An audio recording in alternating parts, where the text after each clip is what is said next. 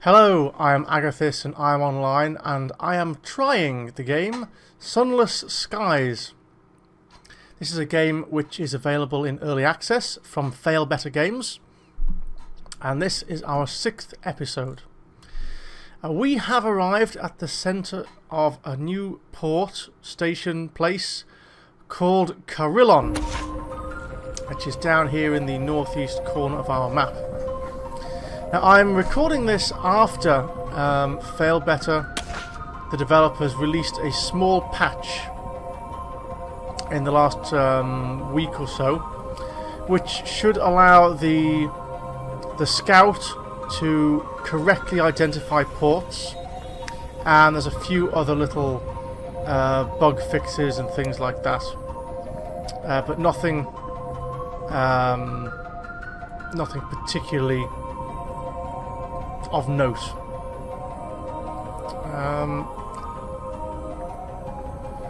So let's explore Carillon. Carillon Centre, this peaceful Carmine institution, was founded by devils from London and dedicated to the betterment of the soul. Botheridge's A Tour of Heaven describes as a cross between a spa, a sanatorium and purgatory. She commends its bracing airs. Okay. There is a visitor's emporium, which I presume sells fuel and supplies as usual. We could sell stained glass there. And a bursary of souls, which sells... although it buys souls... Oh, it's... You can buy souls and it sells a jumble of indistinguishable souls. Okay. So, Carillon Centre. Grey stone, the colour of a monastery. Attending devils and devilesses dressed in uniform, and an incoming parade of the sick, the friendless, the dying, and those who think their lives would be better if only they were something else. This is Carillon, where souls are refined into something more impressive. We can recruit a fatalistic signaller. Anything is probably better than here, Captain. This will get a signaller who will increase our mirrors by 3, our veils by 1, and our affiliation villainy by 1. How are our officers looking right now? We have a chief engineer and a first officer. So yeah, we can take a signaller, sure. Go speak to the presiding deviless. Sounds fun. She is an artisan of souls. Perhaps she can do something with yours. Perhaps she'll just offer you advice. This is a challenge. We have veils. We have a 100% chance of success. Let's do that. I like that little success. It tells me instantly how badly or how well I've done. The presiding deviless works in an office shaped like a beehive, a stone and wickerwork building that stands all alone in the middle of Carillon's central courtyard. She conducts intake interviews with new patients one by one. After a long time in line, you reach her at last. Greetings, sir. How may we stretch, strain, purify, and strengthen you now that you've come to Carillon? Wow, she looks a bit scary. She's got cat eyes. Her apron is starched, her dress pinstriped. There is a stack of patient files on her desk, colour-coded. The corners of her mouth say she knows something to your disadvantage. We can ask her about Carillon. We can leave. We can purchase an indulgence if we have some souls. We can provide an exquisite insight if we have lots of stuff that I don't have. So we can ask her about Carillon then, sure. We do whatever is necessary to reclaim unsatisfactory souls, she says. She sits back in her chair, and you can imagine her making just such a pitch to the princes of hell. For humans, primarily, though we do attend to a few other creatures elsewhere on the great chain, they come to us with souls which are stained, disused, in every kind of sordid condition, and we make them acceptable again. Most of those who come to us are volunteers. The rest are beyond the position of being able to volunteer, consigned to Carillion by their families or employers. We are an initiate of Carillion, and we have met the presiding deviless. And after a stay in Carillion, what then? One should not enter if one does not know how to leave. True of many things. Most people go home again, she says. Some find that they are weary of their souls and pass them on to us. We operate on that slender profit, and on what we can get from donations or from sales of penance and forgiveness. She looks at the blank page before her. But what about you? You look sturdy enough to make full use of our services. Are you afraid of needles? What is your view of worms? What do you fear more, venoms or poisons? If you know the difference to those two, let me know in the comments, because there is a difference. She takes down a page or two on all your least favourite things. Continue. She must be used to explaining to newcomers and to those whose memories are attenuated by pain. We've done this one. Yeah. Listen to a proposal. She is prepared to offer you a deal. Listen, she says. You are free to make use of Carillion. Take a penance or two. Alter your soul. I think you'll find our services very imaginative. But there is another matter I hope you will look into. A devil in rose-coloured gloves. He used to supervise the Gaslight Terrace. He was removed from that position, but I fear he may still not be entirely aligned with the objectives of Carillion. If you find out anything about him, anything to his disadvantage, she looks grim, bring me the evidence and I will reward you. Okay. A devil in rose-coloured gloves. I think that's all we can do. Yep. We're done here. Ah, okay, now there are more options. We can do some other things. Let's write our port report before we go any further. You take some notes on a pilgrim's journey through Carillion. The first port of call is the beehive-shaped office in the centre, or more accurately, the long queue leading to it. From there, the infernal attendants direct them onto one of Carillion's 7 gardens to undergo penances. They certainly look penitent by the time they emerge. Presumably their souls are much improved, not that you can tell. Visit the Gaslight Terrace. Dozens of newcomers walk in that direction. It must be a safe choice. Your companions are a lady in a buttoned cloak and a young male student. They talk among themselves about the seasonable warmth and about how the yellowish glow of the lamps does not show blue silk to best effect. Their words are commonplace, their hands folded and gloved, their opinions supplied by a respectable gazette. You have almost forgotten them even while you are still walking together. The path descends by shallow steps to a broad terrace, as crowded as an imperial exhibition.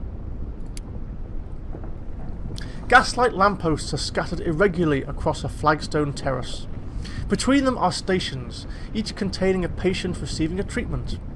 The supervising devils tend these stations, stopping first here and then there, like bees at flowers.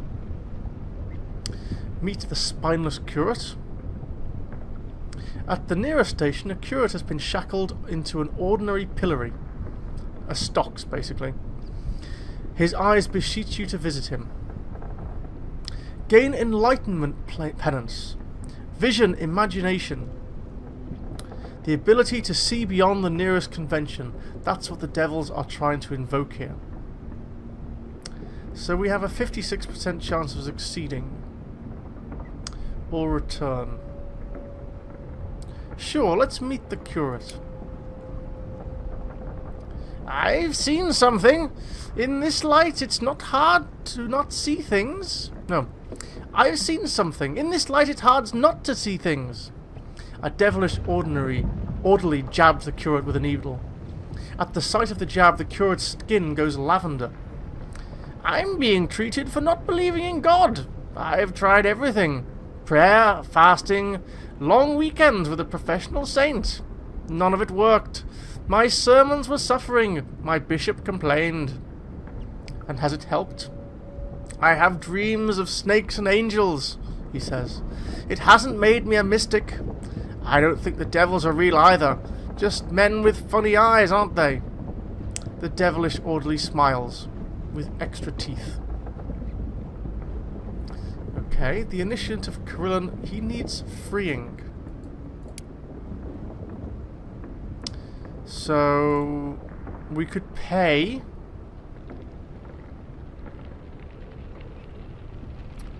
shift of perspective. We'd have to win this first, I guess. Or we could pay some other way. We need penance. Okay, I don't think there's much we can do here. You brush past a matron in grey boots, a train conductor in his uniform, and a young boy who has already adopted an expression of fixed ennui. What? Yeah. None of them notices you passing by. None of them shows any interest in your breaking this convention. The Bell Garden, then. You put your foot on the first step and a devil blocks you. Those who enter the Bell Garden must be in a proper state of hygiene, sir, he says. Wouldn't want to make things worse for the poor sufferers. He washes his hands in the fountain. Stopping you must have been grubby work. You've been turned away for impurity. So maybe we have to do the Gaslight Terrace first. Explore the Stunted Grove or perform a ritual of purification. 56% again. There's no real gate, but not much of a wall either. There's only a low stone barrier, perhaps a foot tall. Easy to step over. The thorn bushes grow thorns an inch or more long. There are paths between them, but it's hard to pass by without tearing one's clothes. The devils who work here have scratches on their forearms. Though they do not seem to mind, there's not a single comfortable place to sit. Meet a professional penitent. She collects penance for other people. It's a slow process, but the quality is better than the indulgence penance one may buy at the gate. Gain ordeal penance. These punishments are particularly physical in nature, so I'd need iron for that. The penitent is seated on a stool, eating from an enormous barrel of violet sorbet. There is enough to supply a carnival. The penitent's lips are blue and her fingers are sticky. There are purple smears on her frock. Wasps are taking an interest in the side of her face. When you come over, she puts down her spoon long enough to greet you. I'm here on behalf of a viscountess who doesn't love her children. She's waiting back in London for me to deliver her penance. Pointedly, the supervising devil sets another long-handled spoon at her elbow. Ask the penitent about the devil with rose-coloured gloves. That seems to be a good idea. Perhaps she knows something. She seems well acquainted with the place. She smiles reminiscently when you describe the devil in question. Oh, I know him. I've been coming here a long time, in my line of work. He used to be very highly placed, you know, and then the presiding deviless caught him pinching supplies from the storehouse and gave him a demotion. Now he performs a few of the lesser punishments. Some lightweight pitchforking, little work with a hot poker. But his heart isn't in it. Devils don't stick long at anything. Okay. Light pitchforking. Okay. I'm not going to even try that. That's going to fail. It is easier to leave than to enter because the ground is uneven. Ritual of Purification, 56%. Follow the mirror shards. This is unlocked when we have soul floor flickering. The path is a mirrored labyrinth. Entry is forbidden to those who are not already afflicted. There are so many stories going on here. No one else on the passage to the terrace will admit they know where they're going. What a curious figure, says an old man, pointing at his own reflection. Here's hoping there aren't any other clowns of that nature where we're going, eh? He jabs you in the rib with his elbow. Fail to see your reflection anywhere. The mirrors are set at such odd angles after all. Regard my reflection with distaste. The mirror has it wrong. It smoothed out your features, making you ordinary. Admire your reflection, which is handsomer than usual. Why have you never noticed before the brilliance of your eyes? Yes, I look amazing. You stumble over a woman in a bee costume and nearly miss the turning into the terrace. It's an absurd arrangement here. A person could wander the labyrinth all day long without reaching the destination. That is sort of the point of a labyrinth, though. Terrace of glass statues. Standing in front of one of the statues and it will melt into your pose. It will look you in the eye. It will face your face. Its face will be your face, minus a few marks of character. It still will be transparent. Gain inescapable truth penance. 23%. Meet a grim penitent. The man is slim and there are circles under his eyes. He shows no energy at all. Let's do this one. He lifts his eyes when you seat yourself. It takes time to get him to speak. He finds the effort of the conversation very hard going. For the first few exchanges he confines himself to the weather at Carillon. But finally he tells you why he is here. Too many years I lived on the other side of a mirror, he says. So long that I forgot everything but that place and its ways, where is and is not change places. I took a companion and I endured this not love. It took me a long time to recognize for what it was. Okay. Yeah. Cure flickering soul. If we had penance. If we had penance, yeah. We're not going to be able to do much here. That's more likely to fail than anything else. Let's move on, I think. We might come back. Alright, let's move on, I think. Where do we have to go to now? We could head back to New Winchester. We have a port report at least. That'll give us some money and supplies. Let's go this way a little bit, see if we can find another city, then we'll go back to New Winchester. Onwards!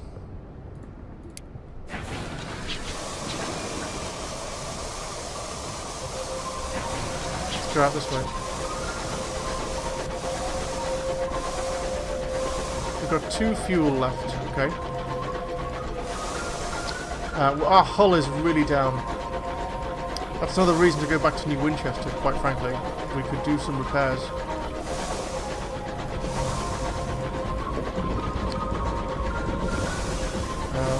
Roughly west? Yeah, roughly west.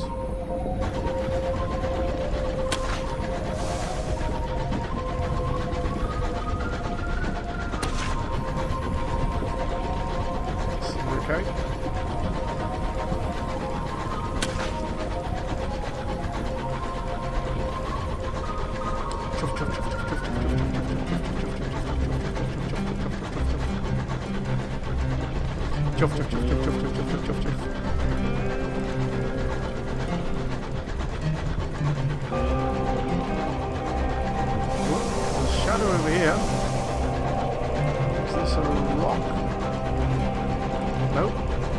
But is it something? Is it just scenery, or it might be just scenery? It's hard to tell. I think it's just scenery. No, I think that's just background scenery. Let's send out the bat. Can you see anything? Nope. April the 29th, 1905. Oh, no, it did see something. It lied to me.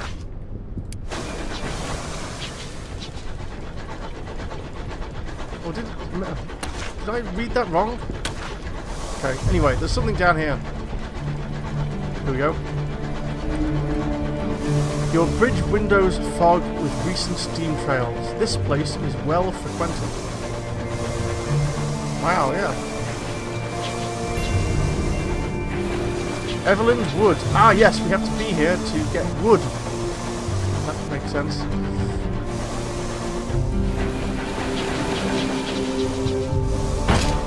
Run. Magdalene's.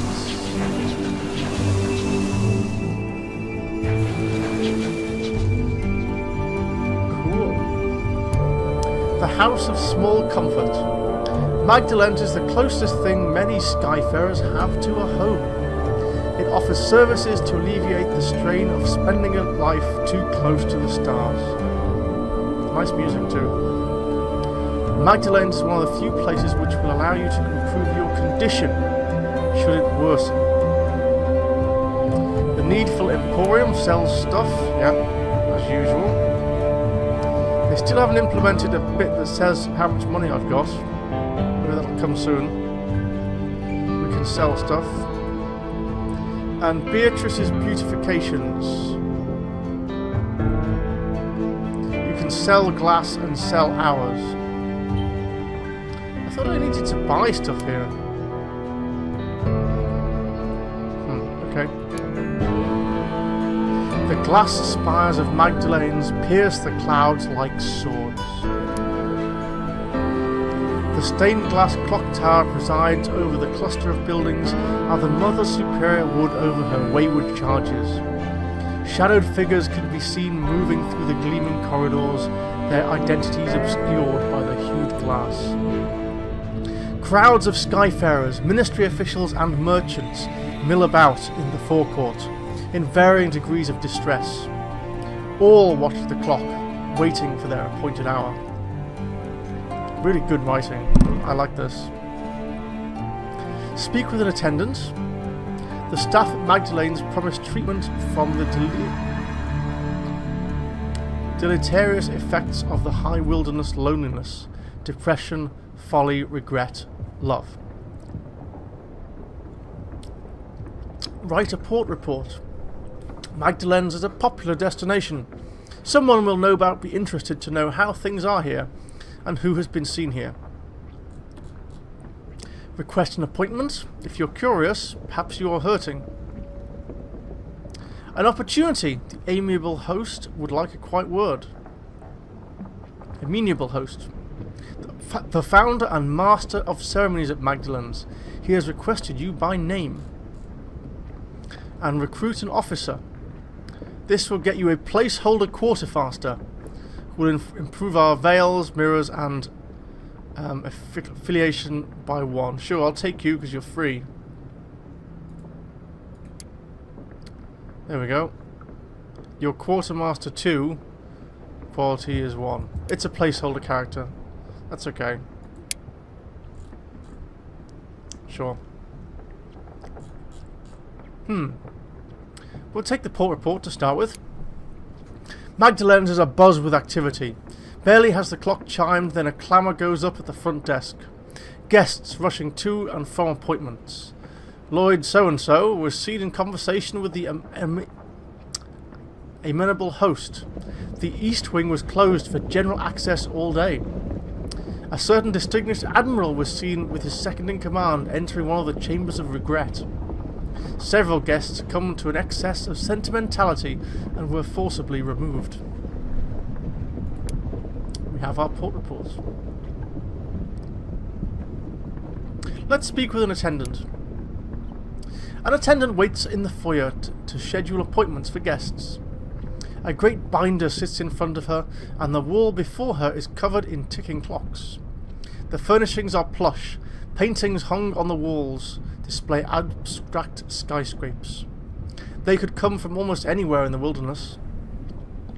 The attendant is eager to explain the procedures offered at Magdalen's and the rules that govern the refuge. This is a hospital for the spirit. This is a hospital for the spirit. The staff are psychic and mimic both. Here you may say farewell to a doomed comrade, to resurrect an old love, spar with a defeated enemy once more, all for a fair price, so long as you do not indulge. Our services are for healing, not to provide another crutch. A tomb colonist is visiting a friend. Attendants draw lots to see who has to don the bandages this time. Talk to patients being...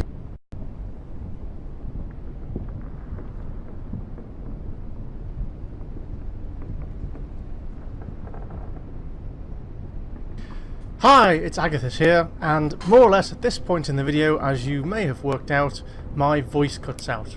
I'm not entirely sure why, it seemed to just be a problem with the microphone. So what you're going to see is a slightly disconnected me, saying the words that I'm actually saying, but at a different time, at a later date.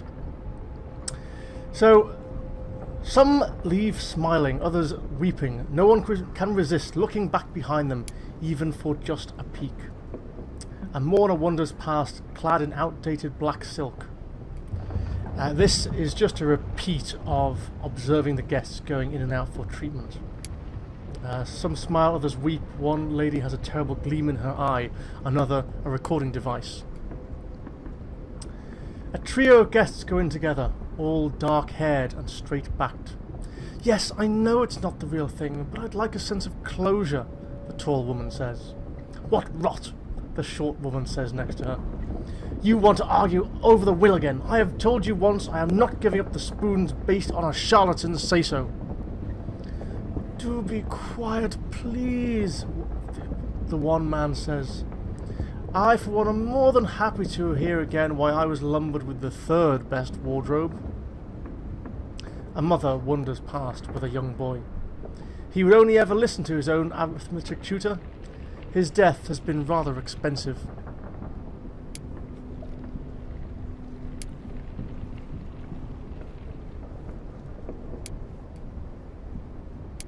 And I think if we click this again, we get similar stuff. Yeah, it's the same stuff all over again. Trio of guests. So, we can look for treatment. The treatment rooms lie in the heart of Magdalen's. Shadows move through the walls, occluded by the brilliance of the stained glass. The sound of soft sobbing echoes through the hollow chambers. Occasionally, it is interrupted by bursts of sudden laughter. An attendant sits guard before the doors. A pile of empty journals are on his desk. I'm happy to help. If you wish to undertake a treatment, we may discuss payment. New stories are always preference to sovereigns, always. So we can treat our condition. So our condition is a sickness or madness from being in the ether. The longer we spend in space, the more we seem to get conditions or condition, and that has to be treated every so often. The attendant purses his lips when you finish. This is a case of some severity. Follow me. His golden hair catches in the reflected light as he leads you along a tunnel of silvered glass. Our most skilled staff work in these rooms. Some trained actors lacking suitable stages in the wilderness, others former employees of the parlour in Old London. He fumbles with a set of keys before pulling open a set of heavy bronzewood doors. It's best to isolate the noise. Now, here we are. So nothing has changed yet. We haven't changed our inspiration or our chart. assuaging your condition. In these sombre chambers of red and gold painted glass, the worst failings of the heart are treated. Weak sobbing can be heard behind closed doors. Huddled figures lurk behind the stained glass. The attendant's candle gutters, sending shadows skittering through the hallways. He sets his candle down on a little table before a long hallway and turns to you. Whatever you need, you can find behind one of these doors. So we can talk to our mother. She is present, for a given value of the term. Or Her Renewed Majesty. Yes, really, the Queen. So we can choose one of these ways to try and treat our illness, and we're going to do that in the next episode. So, if you've liked the video, please do leave a like. I promise it will get better. Please consider subscribing if you haven't already. I am Agathis. I am going offline, and I will see you next time.